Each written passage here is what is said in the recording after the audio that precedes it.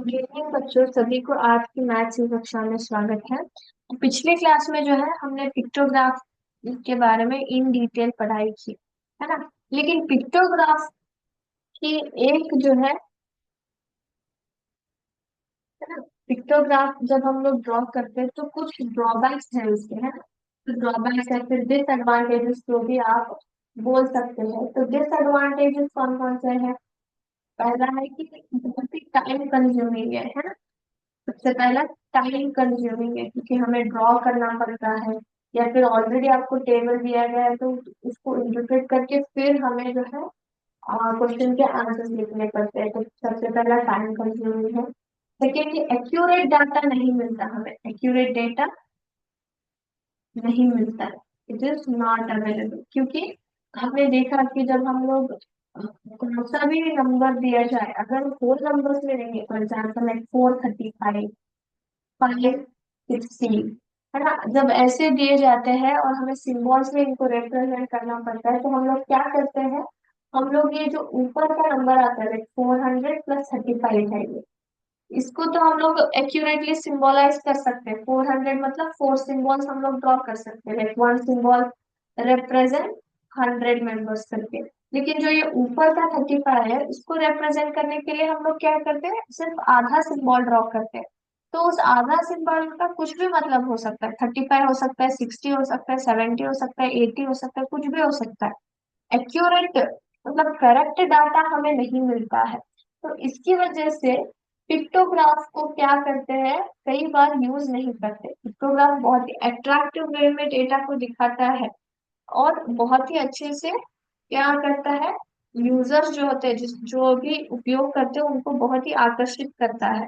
लेकिन प्रॉब्लम क्या है, उसको जो है बहुत टाइम लगता है करने में, और साथ ही साथ एक्यूरेटली वो डाटा को बता नहीं पाता, रिप्रेजेंट नहीं कर पाता है। तो इसलिए इंस्टेड ऑफ पिक्टोग्राफ क्या हम दूसरे ग्राफ का उपयोग कर सकते हैं डेटा को रिप्रेजेंट करने के लिए या फिर ऑर्गेनाइज करने के लिए। तो हम लोग जो है और एक मेथड यूज करते हैं जिसका नाम है बार ग्राफ। बहुत ही फेमस मेथड है जो हम लोग यूज करते हैं डेटा को रिप्रेजेंट करने के लिए। तो इसमें क्या होता है, हम लोग जो है बार्स यूज करते हैं, bars of uniform length, sorry, uniform width, length नहीं है, uniform width which is drawn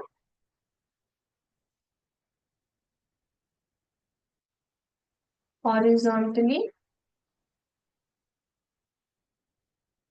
or vertically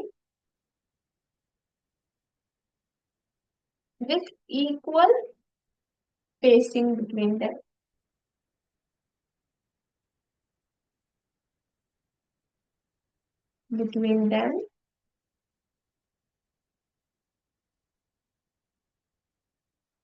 and length of each bar represents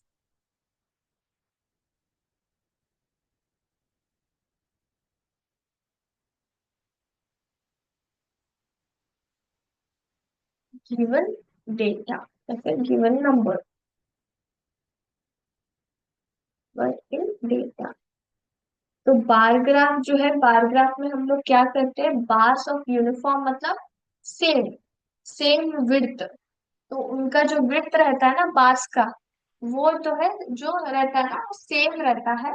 उनको हम लोग कैसे ड्रॉ कर सकते हैं, हॉरिजॉन्टली या फिर वर्टिकली हम लोग ड्रॉ कर सकते हैं, जिसमें उनके बीच का जो स्पेस रहता है ना, दो बार्स के बीच में जो स्पेस रहता है वो इक्वल रहता है। ठीक है। और लेंथ क्या दिखाता है बच्चों, लेंथ जो है डेटा में दिए गए नंबर्स को रिप्रेजेंट करता है। फॉर एग्जाम्पल यहाँ पे मैं दिखाती हूँ, यहाँ पे जो है मैं बार को ड्रॉ कर रही हूँ। ठीक है। तो ये कुछ इस तरह से बार्स आएंगे। ऑलराइट। तो विड्थ का मतलब क्या है, यहाँ पे जो इनका विड्थ रहता है ना, ये सभी बार्स का सेम रहता है। ठीक है। ओके, सेम रहता है। और ये लेंथ जो है, लेंथ जो है क्या दिखाता है, डेटा जो दिया जाता है ना हमें टेबल में, तो उन नंबरों को वो रिप्रेजेंट करता है, लेंथ। ओके। और दो बार्स के बीच में जो स्पेस रहता है ना वो इक्वल रहता है। ठीक है, वो इक्वल रहता है, दो बार्स के बीच में जो स्पेस रहता है वो इक्वल रहता है। तो जब भी आप बार्स के द्वारा डेटा को रिप्रेजेंट कर रहे हो तो उसको हम लोग क्या बोलते हैं, बार ग्राफ बोलते हैं। ओके, बार ग्राफ बोला जाता है। और इसको जो है हम लोग हॉरिजॉन्टली या फिर वर्टिकली भी ड्रॉ कर सकते हैं। So this is known as bar diagram और बार ग्राफ। तो किस तरह से दिखाई दे, मतलब किस तरह से बार्स होते हैं, ग्राफ कैसे होता है, तो अभी हम लोग देखेंगे उसको। ठीक है, सबसे पहला एग्जाम्पल देखिए यहाँ पे, सभी को दिखाई दे रहा है। सो यस, तो फर्स्ट वन क्या बोल रहा है, the given bar graph describes about vehicular traffic at a busy road crossing in Delhi, which was studied by the traffic police on a particular day. So on a particular day, एक particular day पे क्या करता है, traffic police जो है उसने, उन्होंने जो किया किया है, उन्होंने ट्रैफिक कहाँ पे, दिल्ली के बिजी रोड पे, वहाँ उन्होंने जो है ट्रैफिक को स्टडी किया है। तो ट्रैफिक पुलिस सर ने क्या किया है, व्हीकल्स के ट्रैफिक के बारे में उन्होंने जो है स्टडी किया है, वो भी दिल्ली के बिजी रोड में। सिर्फ एक दिन का डेटा है, पर्टिकुलर डे बोला है, मतलब सिर्फ एक दिन का। The number of vehicles passing through the crossing every hour from 6 AM to 12 PM is shown in the bar graph. तो इस बार ग्राफ में क्या दिया गया है बच्चों, 6 AM से 12 PM तक कितने व्हीकल्स पास हो रहे हैं, उन्होंने उसके बारे में बताया है। ठीक है, तो यहाँ पे जो है मैं आपको जो हूँ, बार ग्राफ जब आपको दिया जाता है, अगर ऐसे आपको दिया गया है तो उस बार ग्राफ से हमें क्या क्या जानकारी लेनी चाहिए, किस तरह से बार ग्राफ को समझना चाहिए, वो अभी मैं आपको एक्सप्लेन करी, उसके बाद हम लोग जो है प्रॉब्लम सॉल्व करेंगे। ठीक है, ओके। तो यहाँ पे देखिए, ये जो है, इन्होंने दो लाइंस ड्रॉ किए हैं, है ना। ये जो है, ये वाई एक्सिस हम लोग बोलते हैं इस स्ट्रेट लाइन को, और इसको हम लोग एक्स एक्सिस बोलते हैं। और ये यहाँ पे जो मिलते हैं ये होता है जीरो, मतलब ओरिजिन पॉइंट जीरो रहता है ये, इसका पॉइंट क्या रहता है, 0 पॉइंट रहता है। ओके, तो उन्होंने क्या दिया है, ये जो है क्या दिखाई दे रहा है, व्हाट इट इज रिप्रेजेंटिंग, क्या दिखाई दे रहा है, टाइम इंटरवल्स, मतलब 6 AM to 12 PM जो टाइम स्लॉट है, हर एक घंटे का टाइम स्लॉट है यहाँ पे, मतलब 6 से 7, देन 7 से 8, 8 से 9, 9 से 10, 10 से 11, फिर 11 से 12। और यहाँ पे क्या है, नंबर ऑफ व्हीकल्स, मतलब 6 से 7 कितने व्हीकल्स पास हुए, फिर 7 से 8 कितने व्हीकल्स पास हुए। तो नंबर ऑफ व्हीकल्स जो है 100 से 1200 तक दिए हैं। ठीक है, तो यहाँ पे देखिए स्केल कितना है, स्केल बहुत जरूरी होता है बार ग्राफ में, क्योंकि स्केल ही जो है वो क्या दिखाता है, वो जो है नंबर्स को दिखाता है। मतलब यहाँ पे देखिए 1 यूनिट लेंथ, मतलब यहाँ से लेके यहाँ तक क्या, कितने यूनिट्स है, यहाँ पे 100 व्हीकल्स, मतलब 100 यूनिट्स है, मतलब यहाँ से यहाँ पे 100 व्हीकल्स पास हो रहे, फिर यहाँ पे कितने व्हीकल्स पास हो रहे, 200 व्हीकल्स, मतलब इसमें, इसके अंदर कितने यूनिट्स है यहाँ पे बच्चों, 100 यूनिट्स है। या ये जीरो मैंने बताया था, तो यहाँ से लेके यहाँ तक कितने यूनिट्स है, 100 यूनिट्स है। तो एक स्केल या फिर एक यूनिट कितने व्हीकल्स को दिखा रहा है, 100 व्हीकल्स को। ठीक है, तो अभी हम लोग इसको इंटरप्रेट करेंगे। तो 6 से 7 कितने व्हीकल्स पास हुए, तो ये लाइन कहाँ पे जा रहा है, यहाँ से लेके यहाँ तक, तो मिड आ रहा है।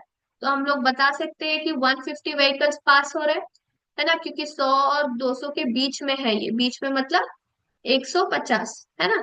और 7 से 8 कहाँ पे है, यहाँ पे है, तो ये कितने व्हीकल्स पास हो रहे हैं, यहाँ पे 1200 व्हीकल्स पास हो रहे हैं।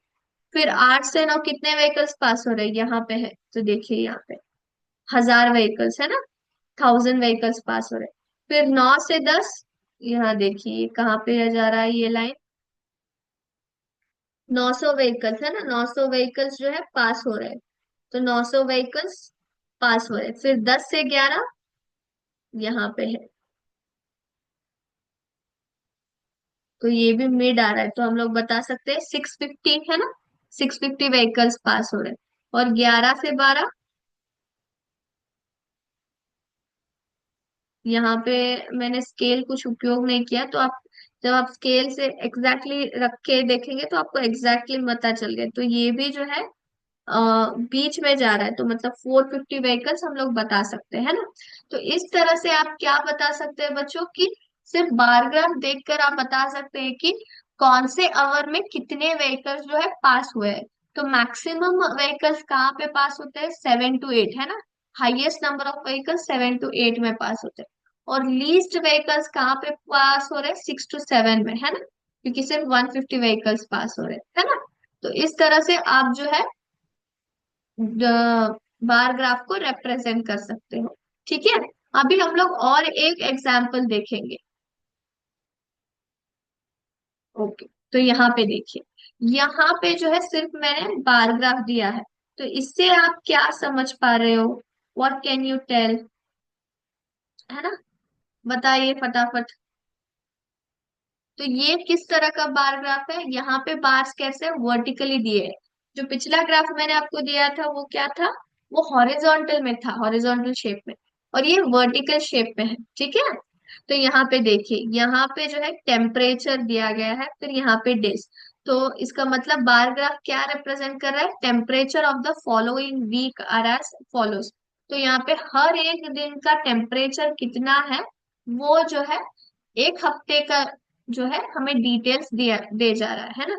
तो यहाँ पे एक यूनिट कितना रिप्रेजेंट कर रहा है, यहाँ पे 0 है, फिर यहाँ पे 10 है, मतलब एक यूनिट 10 डिग्री टेम्परेचर को रिप्रेजेंट कर रहा है ना। एक यूनिट जो है 10 डिग्री, मतलब यहाँ 0 से लेके 10, मतलब यहाँ पे 10 यूनिट्स टेम्परेचर है ना। 10 डिग्रीज टेम्परेचर दिखाई दे रहा है। तो वाई एक्सिस क्या रिप्रेजेंट कर रहा है, टेम्परेचर। फिर यहाँ पे एक्स एक्सिस क्या रिप्रेजेंट कर रहा है, डेज। यहाँ पे आप देख सकते हो मंडे टू सैटरडे तक दिया गया है। तो मंडे का टेम्परेचर कितना है बच्चों, 25 डिग्रीज है ना, ये बीच में ऐसे आ रहा है। फिर ट्यूसडे में 33 डिग्रीज है, वेनेसडे में 39 डिग्रीज, थर्सडे में 35 डिग्रीज, फ्राइडे में 37 डिग्रीज, और सैटरडे में कितना है, 40 डिग्री टेम्परेचर है। तो इस तरह से आप जो है बार ग्राफ को इंटरप्रेट कर सकते हो। ठीक है, तो यहाँ पे आप देख सकते हो कि वर्टिकली भी हम लोग ड्रॉ सकते हैं, फिर हॉरिजॉन्टल भी हम लोग ड्रॉ कर सकते हैं बार ग्राफ्स को। Okay, so I hope this concept is quite clear कि बार ग्राफ का मतलब क्या है, और हम लोग बार ग्राफ क्यों इस्तेमाल करते हैं, क्योंकि वहां पे जब हम लोग बार ग्राफ यूज करते हैं तो एग्जैक्ट मेजरमेंट्स या फिर एग्जैक्ट वैल्यूज हम लोग यूज करते हैं। तो इसलिए बार ग्राफ बहुत ही उपयोग किया जाता है। तो नेक्स्ट क्लास में हम लोग जो है बार ग्राफ के ऊपर जो है क्वेश्चंस को आंसर करेंगे बच्चों। ठीक है, तब तक के लिए थैंक यू बच्चों, जय हिंद, जय विद्या शक्ति।